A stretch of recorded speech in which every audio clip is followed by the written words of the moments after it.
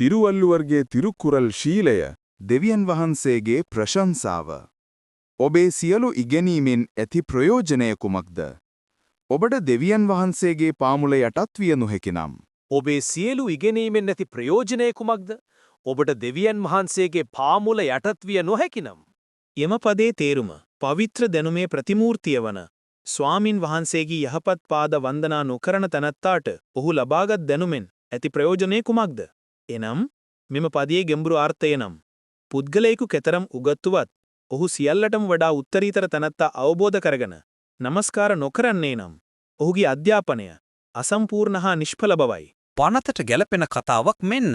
එක් කාලයක විශාල නගරයක විවේකර් නම් ප්‍රඥාවන්ත මිනිසෙක් ජීවත්. ඔහු එතරම් උගත් නොවුවත් ඔහු සෑම කෙනෙකු සමගම ආදරයෙන් හා කරුණාවෙන් කටයුතු කළේය. ඔහුගේ ජීවිතය සරල හා දේව දෙනුමකින් යුක්ත විය.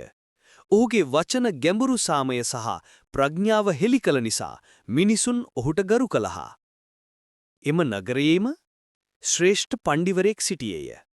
ඔහු පොත් දහස් ගණනක් කියවා තිබුණි. වේද, ශාස්ත්‍ර, ව්‍යාකරණ සහ සාහිත්‍ය වැනි සෑම ක්ෂේත්‍රයකම ඔහුට ගැඹුරු දෙනුමක් තිබුණි. එම ප්‍රදේශයේ තමාවැනි පණ්ඩිවරයෙකු නොමැති බවටද ඔහුට ආඩම්බරයක් තිබුණි.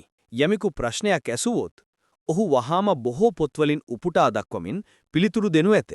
නමුත් විද්වතාට එක් අඩුපාඩුවක් තිබුණි. ඔහු තම දැනුම ගැන ඉතා ආඩම්බර විය. ඔහු අන් අයව නොවැදගත් ලෙස සැලකුවේ නැහැ. විශේෂයෙන් ඔබ විවේකර් දෙස බැලුවහොත් ඔබ කියනු ඇත නූගත් පුද්ගලයෙකු ප්‍රඥාවන්තයෙකු වන්නේ කෙසේද? ඔහු දෙවියන් වහන්සේව විශ්වාස කළද? එය චාරිත්‍රයක් පමණ. දෙවියන් වහන්සේගේ ලෝකෝත්තර ස්වභාවය පිළිබඳ දැනුවත්භාවයෙන් ඔහුට නමස්කාර කිරීමේ පුරුද්දක් ඔහුට නොතිබුණි. දිනක් නගරයේ විශාල ගංවතුරක් ඇතිවිය. ජලමට්ටම ඉහළ ගිය අතර මිනිසුන්ට තම නිවෙස් අතහැර උස් බිම්වලට යාමට සිදුවිය. තමා ගැන කරදර නොවී විවේකර් ඍෂිවරයා වැඩිහිටියන් සහ දරුවන් ආරක්ෂිත ස්ථානයකට රැගෙන යමින් සිටියේය. ඔහු සෑම කෙනෙකුම බේරා ගනිමින් ඔවුන්ට අවශ්‍ය උපකාර ලබා දෙමින් සිටියේ. ඔහුගේ හදවත දෙවියන් වහන්සේ සමග සම්පූර්ණයෙන්ම එක්සත් වී තිබූ අතර එම දුක්විත තත්වයේදී පවා ඔහුගේ මුහුණ සංසුන්ව පැවතුණි. ඔහු තම යුතුයකම දෙවියන් වහන්සේගේ සේවය ලෙස සැලකුවේය. ඒ සමගම මහා පණ්ඩිතයා තම නිවසේ පුස්තකාලයේ සිරවී සිටියේය. ගංවතුරන් ඔහුගේ වටිනා පොත් විනාශ වෙයි ඔහු බිය විය. ඔහු සිතූවේ පැන යන්නේ කෙසේද සහ ඔහුගේ පොත් බේරාගන්නේ කෙසේද යන්න ගැන පමණි. නමුත් ඔහු අන් අයව බේරා ගැනීම ගැන කිසිසේත් සිතූවේ නැහැ. ඔහුගේ දැනුමේ අහංකාරය, හුජෙක් චාරිත්‍රානුකූල භක්තිය සහ මහා අනතුර නිසා ඔහුට තම මනස දෙවියන් වහන්සේට භාර දිය නොහැකි විය. ඔහු "ඕ මගේ පොත්" යැයි විලාප නගා "ස්වාමිනී, ජනතාව බේරාගන්න" යැයි යාචනා කළේය.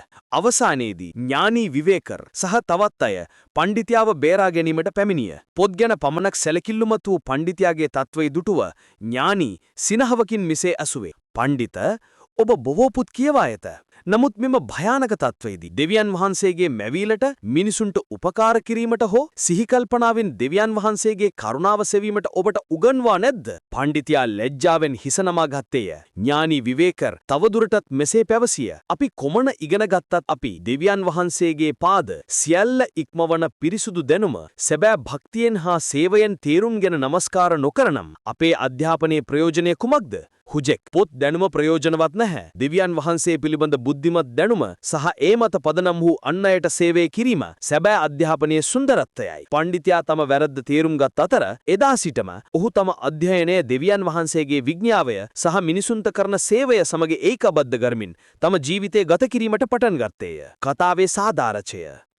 මෙම පද්‍යයේ ගැඹුරු අර්ථය නම් යමෙකු කොමන පොත් අධ්‍යයනය කළත් උත්තමේ තනය පිළිබඳ පිරිසුදු දෙනුම අවබෝධ නොකර ඔහුගේ මැවීලට ආදරය නොකර දෙවියන් වහන්සේගේ පාද වන්දනා කර විරුද්ධ ජීවිතයක් ගත නොකර නම් ඒ අධ්‍යාපනය නිෂ්ඵලයයි. සැබෑ අධ්‍යාපනය දෙවියන් වහන්සේ ගැන හැඟීමක් සමග ඒකාබද්ධ වී මනුෂ්‍යත්වයට ප්‍රයෝජනවත් වෙන්න යුතුයි.